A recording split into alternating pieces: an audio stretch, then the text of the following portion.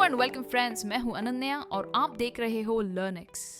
Would English का एक modal verb है, पर ये मॉडल वर्ब बहुत ही कंफ्यूजिंग है क्योंकि इसके बहुत सारे यूजेस हैं। इन 3 सेंटेंसेस को देखिए। I would like coffee, I would go if I had time, would you believe it? इन तीनों सेंटेंसेस में वुड का यूज हुआ है, लेकिन तीनों सेंटेंसेस का मतलब बिल्कुल अलग है। आज के इस लेसन में हम वुड के 8 मेजर यूजेस सीखेंगे। हम समझेंगे कि वुड ये मॉडल वर्ब इंग्लिश सेंटेंसेस में कैसे यूज होता है। अगर आप इस चैनल पर नए हो तो सब्सक्राइब कीजिए और वीडियो को लाइक जरूर कीजिए। तो चलिए शुरू करते हैं आज का लेसन। वुड का सबसे पहला यूज है पास्ट की हैबिट्स बताने के लिए। जब हम पास्ट में कोई एक्टिविटी या कोई एक्शन रेगुलरली करते थे या हमारी आदत थी, हैबिट थी, जो अब नहीं है, ऐसी सिचुएशन में हम वुड यूज करते हैं। हम यूज टू भी यूज कर सकते हैं, पर जब हम वुड यूज करते हैं तो वो एक इमोशनल फीलिंग देता है। यूज टू हम स्टेट वर्ब्स और एक्शन वर्ब्स दोनों के साथ यूज कर सकते हैं, लेकिन वुड सिर्फ रिपीटेड एक्शंस यानी कोई एक्शंस जो लगातार पास्ट में होती थी उसके लिए यूज होता है। आप नहीं कहोगे कि आई वुड बी यंग, ये गलत होगा। सही होगा I use to be young. I hope ये डिफरेंस आपको समझ में आया। अब इसका ग्रामर स्ट्रक्चर कुछ ऐसा है। सबसे पहले आता है सब्जेक्ट, उसके बाद आता है वुड, उसके बाद आएगा बेस वर्ब और फिर सेंटेंस का ऑब्जेक्ट। ये स्ट्रक्चर हम पास्ट हैबिट्स को बताने के लिए यूज करते हैं। चलिए कुछ एग्जाम्पल्स देखते हैं। I would go to the park every day as a child. मैं बचपन में रोज पार्क जाया करती थी। He would always play cricket after school. वो स्कूल के बाद हमेशा क्रिकेट खेला करता था। We would go to the terrace and get wet in the rain. बारिश में हम छत पर जाकर भीगा करते थे। My father would meet his friends in the evening. मेरे पिताजी शाम को अपने दोस्तों से मिला करते थे। तो आपने देखा इन सारी सेंटेंसेस में कोई एक्टिविटी पास्ट में होती थी पर अब नहीं होती। तो ये था वुड का सबसे पहला यूज। आप मुझे कमेंट्स में लिखकर बताइए कि आपकी ऐसी कौन सी आदत है जो आप पास्ट में किया करते थे और अब नहीं करते, पर वुड को यूज करके बताइए। अब बढ़ते हैं वुड के सेकेंड यूज पर, फ्यूचर इन द पास्ट, यानी फ्यूचर की बात करना पास्ट में। इन शॉर्ट ये रिपोर्टेड स्पीच में यूज होता है। अब ये कॉन्सेप्ट थोड़ा सा ट्रिकी है, चलिए समझते हैं। जब हम पास्ट में किसी फ्यूचर इवेंट के बारे में बात करते हैं, यानी पास्ट में कोई व्यक्ति फ्यूचर के बारे में क्या सोच रहा था ये बताने के लिए भी हम वुड का यूज करते हैं। इमेजिन कीजिए, कल यानी येस्टरडे आपके एक फ्रेंड ने बोला I will call you tomorrow. अब आज आप यही बात किसी और को बता रहे हो और आप कहते हो he said he would call मी। देखा विल कैसे वुड में बदल गया। ये रिपोर्टेड स्पीच का बहुत इंपॉर्टेंट पार्ट है। जनरली न्यूज़ रिपोर्टिंग में या वेदर फोरकास्ट बताने के लिए ये यूज होता है। इसका स्ट्रक्चर कुछ ऐसा है। इसके 2 पार्ट्स हैं। सबसे पहले सब्जेक्ट प्लस आप वर्ड्स यूज करोगे, थॉट, सेड, बिलीव्ड, उसके बाद आएगा दैट। ये इसका फर्स्ट पार्ट है। नेक्स्ट पार्ट में फिर से आप सब्जेक्ट जोड़ोगे plus would plus base verb. चलिए इस स्ट्रक्चर को यूज करके कुछ एग्जाम्पल्स देखते हैं। I thought he would come. मैंने सोचा था कि वो आएगा। I thought the exam would be easy. मुझे लगा था कि एग्जाम ईजी होगा। They promised they would help us. उन्होंने प्रॉमिस किया था कि वे हमारी हेल्प करेंगे। I thought there would be less traffic. मैंने सोचा था कि ट्रैफिक कम होगा। आई होप आपको रिपोर्टेड स्पीच में वुड को कैसे यूज करना है ये समझ में आ गया। चलिए अब बढ़ते हैं वुड के थर्ड यूज पर। वुड का थर्ड यूज है पोलाइट रिक्वेस्ट और ऑफर्स के लिए। जब हमें कोई चीज पोलाइटली मांगनी हो या किसी को कुछ ऑफर करना हो तो हम वुड का यूज करते हैं। ये विल से ज्यादा पोलाइट और फॉर्मल लगता है। सोचिए, जब आप किसी रेस्टोरेंट में जाते हैं या ऑफिस में कोई फेवर मांगते हैं तो क्या आप कहोगे will you give me water? कहना गलत नहीं है, लेकिन उसकी जगह अगर आप कहोगे would you give me water, ये कहना पोलाइट लगता है और बेटर लगता है। जब आप वुड यूज करते हो तो वो काफी रिस्पेक्टफुल लगता है। ऐसा लगता है कि आप सामने वाले को हाँ या ना कहने की एक चॉइस दे रहे हो। ये कमांडिंग नहीं लगता, ऑर्डर नहीं लगता है। इसका ग्रामर स्ट्रक्चर कुछ ऐसा है। रिक्वेस्ट के लिए हम सबसे पहले लगाएंगे would plus you plus base verb plus object और एंड में आएगा क्वेश्चन मार्क, क्योंकि आप कुछ मांग रहे हो, रिक्वेस्ट कर रहे हो। और ऑफर्स के लिए हम यूज करते हैं would plus you plus like plus noun या टू आएगा और आगे बेस वर्ब आएगा। चलिए कुछ एग्जाम्पल्स देखते हैं इस स्ट्रक्चर को यूज करके। वुड यू हेल्प मी, क्या आप मेरी मदद करेंगे? Would you like some tea, क्या आप चाय लेंगे? ये एक ऑफर है। Would you close the window, क्या आप विंडो बंद कर देंगे? Would you like to come tomorrow, क्या आप कल आना चाहेंगे? तो देखा आपने, इन सारे सेंटेंसेस में हमने वुड यूज किया है और ये काफी पोलाइट और रिस्पेक्टफुल लगता है। वुड का नेक्स्ट यूज है प्रेफरेंसेस बताने के लिए।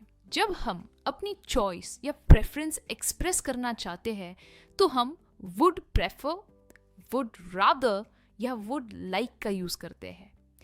ये बहुत इंपॉर्टेंट है क्योंकि डायरेक्टली कहना कि आई वॉन्ट कभी कभी रूड लग सकता है। वुड लाइक कहना बहुत ज़्यादा पोलाइट है। रेस्टोरेंट में, शॉपिंग करते हुए या फॉर्मल सिचुएशंस में ये काफ़ी यूजफुल स्ट्रक्चर है। वुड प्रेफर हम फॉर्मल सिचुएशंस के लिए यूज़ करते हैं और जनरली ये कंपैरिजन करने के लिए यूज़ होता है। वुड रैदर हम कैजुअल कॉन्वर्सेशंस के लिए यूज़ करते हैं और डायरेक्ट प्रेफरेंस बताने के लिए यूज़ करते हैं। और वुड लाइक ये वांट का रिप्लेसमेंट है, क्योंकि वांट रूड लगता है पर वुड लाइक काफी पोलाइट लगता है। इसका ग्रामर स्ट्रक्चर कुछ ऐसा है। Subject plus would prefer plus noun या टू प्लस वर्ब, या फिर subject plus would rather plus base verb. यहाँ पर हम नाउन यूज नहीं करते हैं। और last subject plus would like plus noun या फिर टू प्लस बेस वर्ब। चलिए इन स्ट्रक्चर्स के साथ कुछ एग्जाम्पल्स देखते हैं। I would prefer tea to coffee, मैं कॉफी की बजाय चाय पसंद करूंगी। He would rather stay at home, वो घर पर रहना पसंद करेगा। I would like to eat pizza, मैं पिज्जा खाना चाहूंगी। अगर यहाँ पर आप कहो कि आई वॉन्ट पिज्जा, ये कमांड या ऑर्डर की तरह लगता है, रूड लगता है। नेक्स्ट एग्जाम्पल है we would prefer to go by train rather than बस, हम बस की बजाय ट्रेन से जाना पसंद करेंगे। She would rather read a book than watch a movie, वो मूवी देखने की बजाय बुक पढ़ना पसंद करेगी। I would like to meet you personally, मैं आपसे पर्सनली मिलना चाहूंगी। I hope आपको would rather, would prefer, would like कैसे यूज करना है ये समझ आया है। अब बढ़ते हैं would के सबसे मुश्किल और सबसे डिफिकल्ट यूज पर, वो है टाइप 2 कंडीशनल सेंटेंसेस यानी सेकंड कंडीशनल सेंटेंसेस। ये शायद वर्ड का सबसे इंपॉर्टेंट और कंफ्यूजिंग यूज है। सेकंड कंडीशनल सेंटेंसेस में हम उन सिचुएशंस के बारे में बात करते हैं जो करंटली इम्पॉसिबल है या हाइपोथेटिकल है, यानी सिर्फ आपके दिमाग में है, आप सिर्फ सोच रहे हो। फॉर एग्जाम्पल, अगर आप कहो अगर मैं अमीर होता तो मैं ये करता। If I were rich I would possibly buy a car और बाय अ हाउस। पर क्या आप अमीर हो? आप अमीर नहीं हो, आप सिर्फ सोच रहे हो। और एक चीज का खास आपको ध्यान रखना है, हम हमेशा if I were, if he were, if she वर कहते हैं। हम इफ आई वॉज या इफ ही वॉज या इफ शी वॉज नहीं कहते, हमेशा वर आएगा। इसका ग्रामर स्ट्रक्चर कुछ ऐसा है। सबसे पहले आता है इफ, और जनरली कंडीशनल सेंटेंसेस में इफ आता है, उसके बाद सब्जेक्ट, उसके बाद पास्ट टेंस, फिर कॉमा आता है, फिर subject plus would plus base verb. ये इसका ग्रामर स्ट्रक्चर है। चलिए कुछ एग्जाम्पल्स देखते हैं। If I had money I would buy a car, अगर मेरे पास पैसे होते तो मैं एक कार खरीदती। पर क्या मेरे पास पैसे है? वेल नहीं है, ये सिर्फ एक इमेजिनेशन है। Next sentence, if you were here we would watch a movie together, अगर तुम यहाँ होते तो हम साथ मूवी देखते। पर क्या वो यहाँ है? नहीं है। If I were you I would not leave this job, अगर मैं तुम्हारी जगह होती तो मैं ये जॉब नहीं छोड़ती। If I were the PM, I would improve the education system. अगर मैं PM होती तो मैं एजुकेशन सिस्टम को इम्प्रूव करती। पर क्या मैं PM हूँ? वेल, नहीं हूँ। बढ़ते हैं वुड के नेक्स्ट यूज पर, जो है टेंटेटिव और अनसर्टन स्टेटमेंट्स। जब हम किसी चीज को लेकर श्योर नहीं होते तो वुड का यूज किया जाता है गेस लगाने के लिए। तो जब भी हमें कोई चीज गेस करनी हो तो हम क्या यूज करेंगे? वुड यूज करेंगे। ये बहुत ही सिंपल है समझने में। इसका स्ट्रक्चर कुछ ऐसा है, subject plus would plus base verb. चलिए कुछ एग्जांपल्स देखते हैं। I would imagine he is 50 years old। मेरा अंदाज है कि वो 50 साल का होगा। आप क्या कर रहे हो? आप सिर्फ गेस कर रहे हो। That would be the best option. ये शायद बेस्ट ऑप्शन होगा।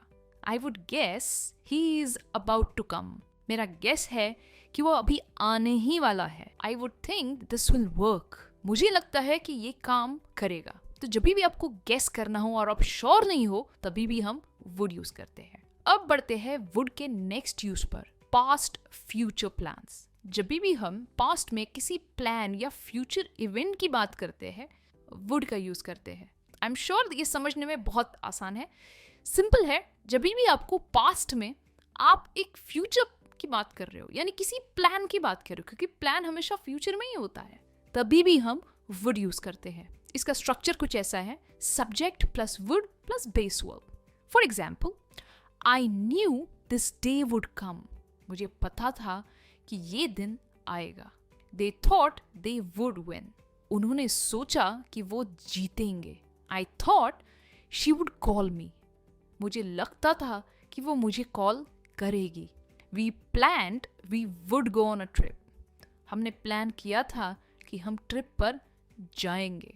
ऑल राइट, इसी के साथ बढ़ते हैं वुड के नेक्स्ट यूज पर। ये एक्चुअली वुड का कोई यूज नहीं है, पर वुड के साथ कुछ फिक्स्ड एक्सप्रेशंस है। फिक्स्ड एक्सप्रेशंस का मतलब होता है कि इनका ऑर्डर चेंज नहीं होता। ये जैसे है उन्हें वैसे ही यूज किया जाता है। चलिए कुछ एग्जांपल्स देखते हैं। Would you believe it?